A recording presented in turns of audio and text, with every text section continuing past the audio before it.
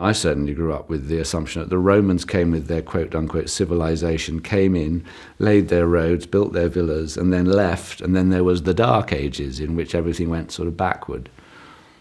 And I think the Sutton Hoo discovery was no, there was a lot of, there was a high degree of artistic culture and therefore possibly societal culture as well.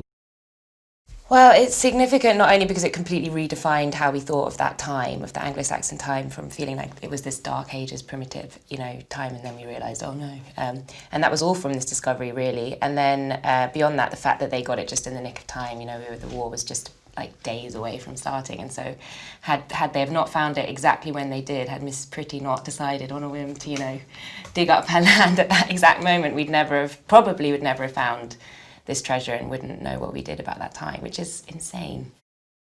All I remembered when I read the script of Sutton Hoo was a mask that's a very famous mask. It's an Anglo-Saxon mask and it's in the British Museum in London. And that was the first image that came into my head.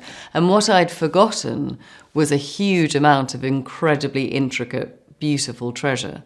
So they found golden buckles and jewels and rubies and a huge, vast wealth of treasure that had been buried in this ship with this great king, which was not only of great financial value but of historical value because it shed new light on what the Anglo-Saxon society was like.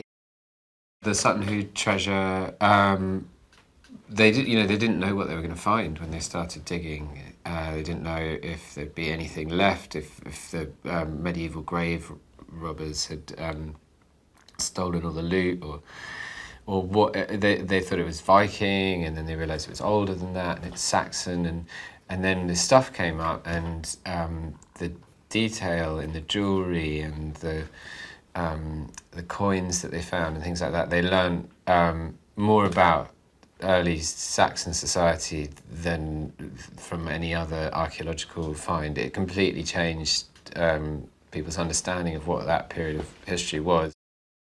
But I think the Sutton Hoo find was particularly significant because it totally changed how we saw the Anglo-Saxons, didn't it? They were sophisticated and had communications with the outside of Britain in ways we didn't understand until then. So I suppose in a lot of ways it rewrote history.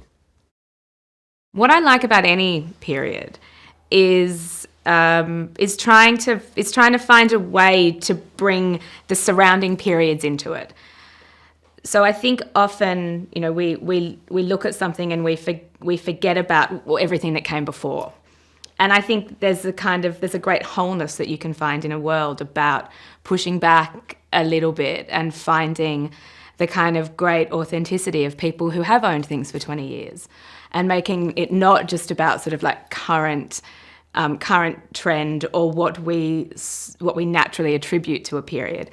And so that for me was a big part of putting this world of characters together. It was about where did they kind of sit in all the years preceding this.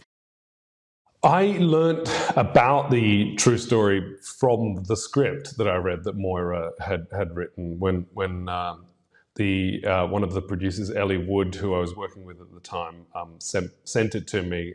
They were looking for a director, and I read the script and I was fascinated by it. And then I went and looked into the real story behind it, of course. And Moira had just done this extraordinary job of finding the larger metaphorical level of the historical truth, looking into every single small detail of how this story came to be. What was the order of events?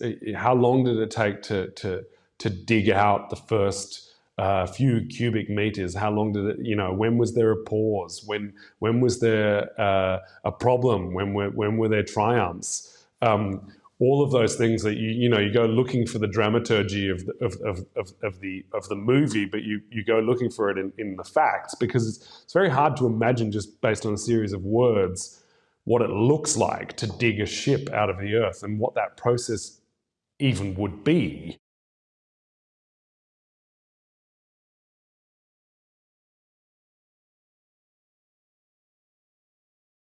Basil Brown is a now well-known self-taught archaeologist, and what appeals to me was Basil is from a working class background, rural working class background, who left school at 12 and taught himself a multitude of things, not only a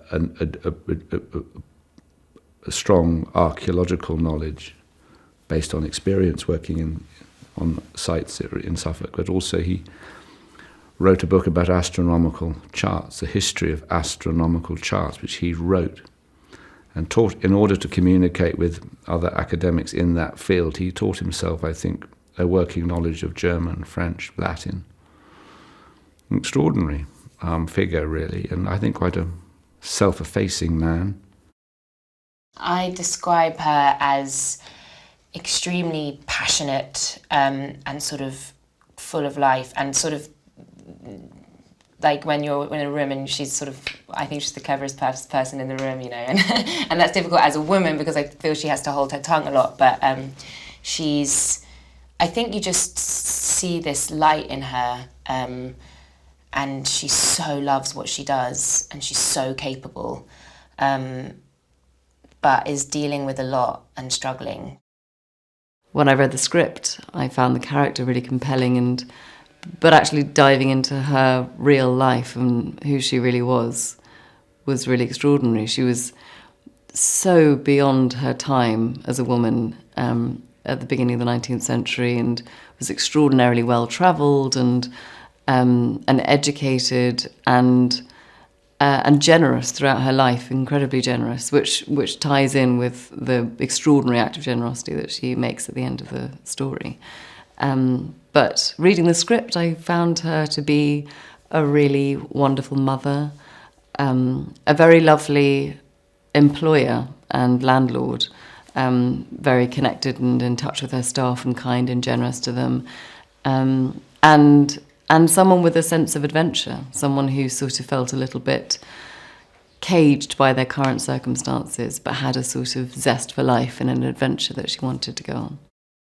He's unusual in that he clearly has this kind of free spirit and an artistic eye and an artistic soul, and he likes being out in the woods. He camps out in the woods and he knows a lot about nature, and he'd rather be there than, you know, in a stuffy house, you know, having to kind of toe the line.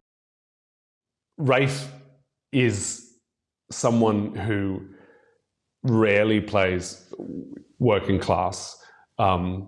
He has done it before, but it's rare and not something that necessarily audiences associate with him.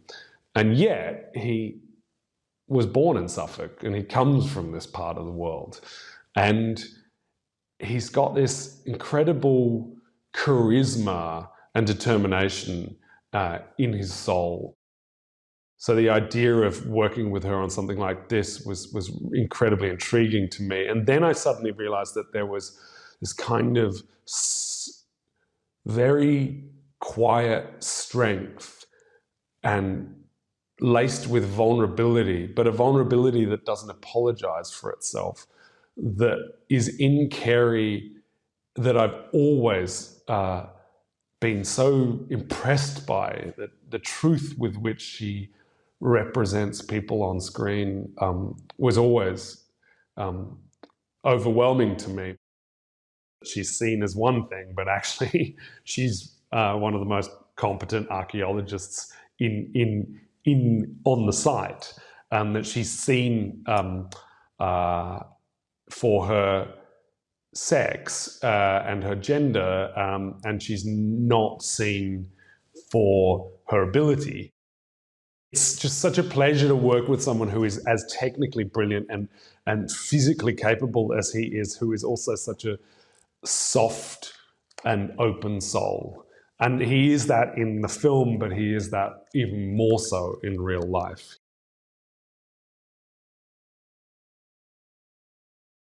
He has a wonderful inventiveness and spontaneity.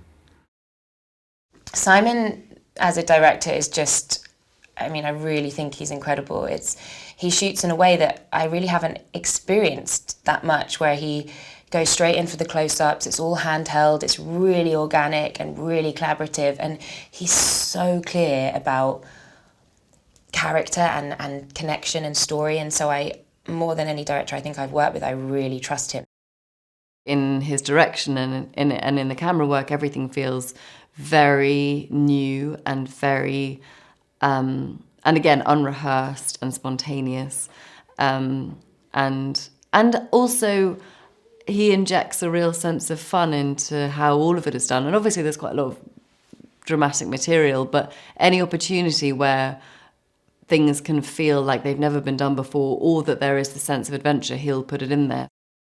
Simon is hugely dynamic as a director, and you'll be doing... There's not a lot of waiting around. It feels like once he wants to get the camera set up and the lights ready and just go, and then do it as many times as possible. And he's so passionate. He runs in and whispers a note and say this and surprise them with that. And it's just it's really fun. The way that he sees a character from the sort of inside was like very rare that you hear that from a director. I've known Simon since he was an actor. I costumed him when he was an actor a long time ago in Australia, in the theatre. And we, very soon after that, began working together as a director-designer team. And so my journey to the project was incredibly kind of natural, in that it's just about the evolution of the work we've made together over years. Simon works very instinctively. His background is obviously theatre and opera, and he works very much with the actors. He gets extraordinary performances. The rushes are breathtakingly beautiful.